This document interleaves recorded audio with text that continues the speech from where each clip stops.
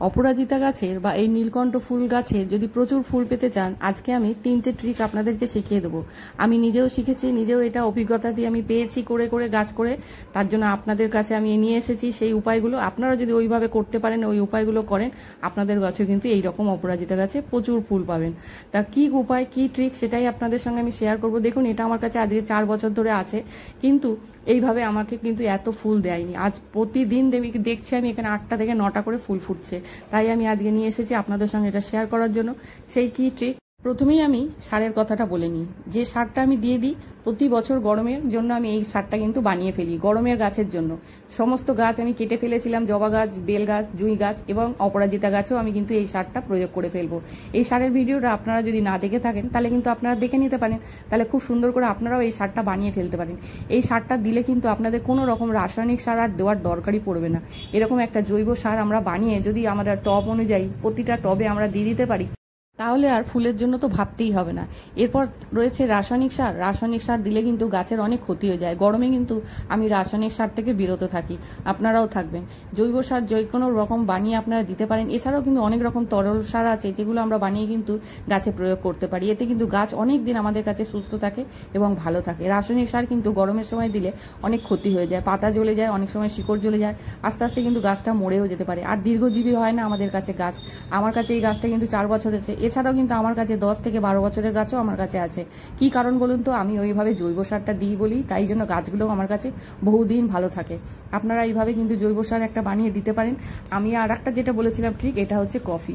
এরকম কফি কিন্তু অপরাজিতা গাছ প্রচণ্ড ভালোবাসে, তবে কিন্তু সব সময় নয়, মাসে একবার। যাদের ফুল হচ্ছে না, একদম ফুল হচ্ছে না, তারা এটা একবার করে দেখতে পারেন। এরকম একটু 1 চামচ থেকে একটু কম নেবেন। এটা আমার 6 ইঞ্চির টব, তাই জন্য আমি একটু কম নিয়েছি। আমি কিন্তু এর আগে 2 মাস আগে একবার দিয়েই দিয়েছিলাম, প্রথম দিকে যখন গাছটা কেটেছিলাম তখন।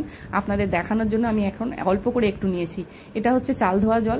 চাল ধোয়া জলের মধ্যে আমি একটু অল্প করে এরকম কফির পাউডার নিয়েছি, নিয়ে জল গুলে আমি এরকম টবের মাটিতে একবার দিয়ে দেবো। যাদের ফুল হচ্ছে না, আমি বারবার বলছি, যাদের ফুল হচ্ছে না তারা একবার দিয়ে দেখতে পারেন, তারা মাসে একবার দেবেন। আর যারা 3টে থেকে 4টে ফুল পাচ্ছেন, আরও বেশি ফুল পেতে চাইছেন, তারা কিন্তু 2 মাস থেকে 3 মাস অন্তর একবার এটা করে দেখতে পারেন। আমি 2 মাস পর এটা দিচ্ছি, আপনারাও কিন্তু এরকম 2 মাস থেকে 3 মাস অন্তর একবার দিয়ে দেখতে পারেন। এরকম করে দিতে পারেন, মাটিটাও কিন্তু খুব ভালো হয়ে যায়, মাটির যে পিএইচ লেভেলটা থাকে এটাও ভালো হয়ে যায়। তার জন্যই আমরা কিন্তু এখান থেকে প্রচুর ফুল পাই। এভাবে করতে পারেন। এছাড়াও নানান রকম তরল সার আছে, সেগুলোও আপনারা দিয়ে দেখতে পারেন। এগুলোই ভালো, কিন্তু রাসায়নিক সার থেকে বিরত থাকুন আর এরকম করে জৈব সার দিতে থাকুন। এবং যাদের সময় থাকে না তারা তো রাসায়নিক সার দেবেনই। গাছটাকে কিন্তু খুব বাড়তে দেবেন না, যত ছোট করে রাখবেন গাছে কিন্তু প্রচুর ফুল পাওয়া যায়। এই গাছটা আমার কাছে আগে ছিল লতানো হিসেবে, দেখুন আমার ব্যালকানিতে ছিল, প্রচুর লতি লতি উঠতো, আর যত লতাতো তত কিন্তু তার এনার্জিটাও নষ্ট হতো। যত বেশি গাছটা লম্বা হয়ে যেত আর যত বেশি তার ডালপালা যত লম্বা হতো তত তার এনার্জিটাই নষ্ট হতো, আর সেইভাবেই কিন্তু প্রচুর ফুল আমরা ওখান থেকে পেতাম না। যেহেতু খাবার দাবার আমরা যা দিতাম, অতিরিক্ত ডালপালা অতিরিক্ত লম্বা হয়ে গেলে গাছটা কিন্তু সেই এনার্জিটা ফুল ফোটানোর কাজে লাগাতে পারতো না। তা আমি এটা কিন্তু শিখেছি, আর কিন্তু তার ফলও পেয়েছি। দেখুন, আমি গাছটাকে এবার ছোট করে রেখে দিয়েছি। এই গাছটা প্রায় আমার কাছে 4 বছর আছে।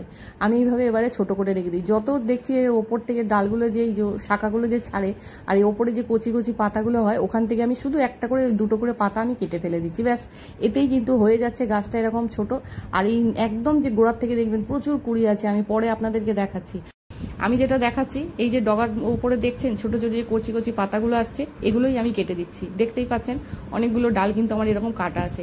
এগুলো কাটলেই কিন্তু নিচে থেকে প্রচুর পরিমাণে, দেখছেন এখানে গাছে কিন্তু প্রচুর কুড়ি আছে, ছোট ছোট অনেক কুড়ি আছে। জানি না দেখতে পাচ্ছেন কিনা ভিডিওতে, কিন্তু প্রচুর কুড়ি আছে।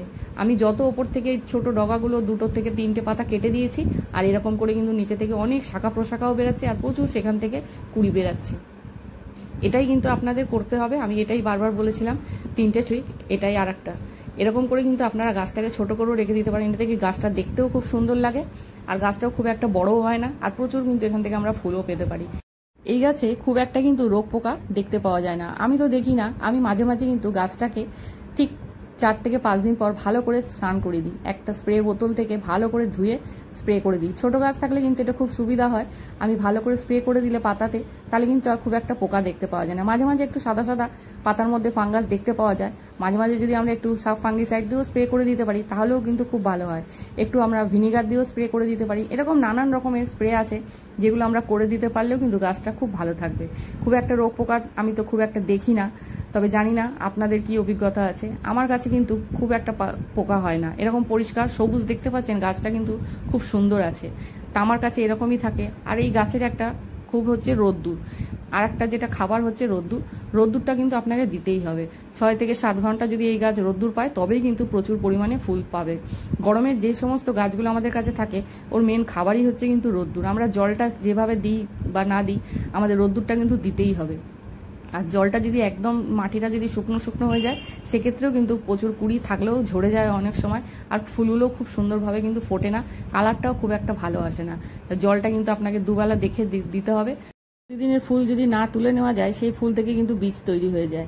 আমরা অনেক সময় ফুল তুলতে ভুলে যাই, অনেক কারণে ফুল তুলতে পারি না, সেই ক্ষেত্রে কিন্তু সেখান থেকে বীজ তৈরি হয়ে যায়। এটাও কিন্তু আপনাদেরকে লক্ষ্য রাখতে হবে, বীজগুলো কিন্তু তুলে ফেলে দিতে হবে। যত বীজ থাকবে গাছে তত কিন্তু গাছের ক্ষতি হবে, আর গাছটা আস্তে আস্তে কিন্তু বয়স হতে থাকবে। আমরা যদি বীজগুলো তুলে ফেলে দিই, তাহলে কিন্তু গাছটা অনেক দিন সজীব থাকবে। তা আমি তো বীজ হতেই দিই না, তুলে ফেলে দিই। যখন আমরা মনে করব যে বীজ রাখবো, একটা কি দুটো ওখান থেকে আমরা বীজ নিতে পারি। এছাড়া কিন্তু প্রতিটা গাছ প্রতিটা ফুলে কিন্তু তুলে ফেলে দিতে হবে। ফুল যদি না দরকারও লাগে, ফুলগুলো কিন্তু তুলে ফেলে দিতে হবে, নাহলে কিন্তু ওখান থেকে বীজ তৈরি হবে, আর বীজ তৈরি হয়ে গেলে গাছ কিন্তু বয়স হয়ে যাবে।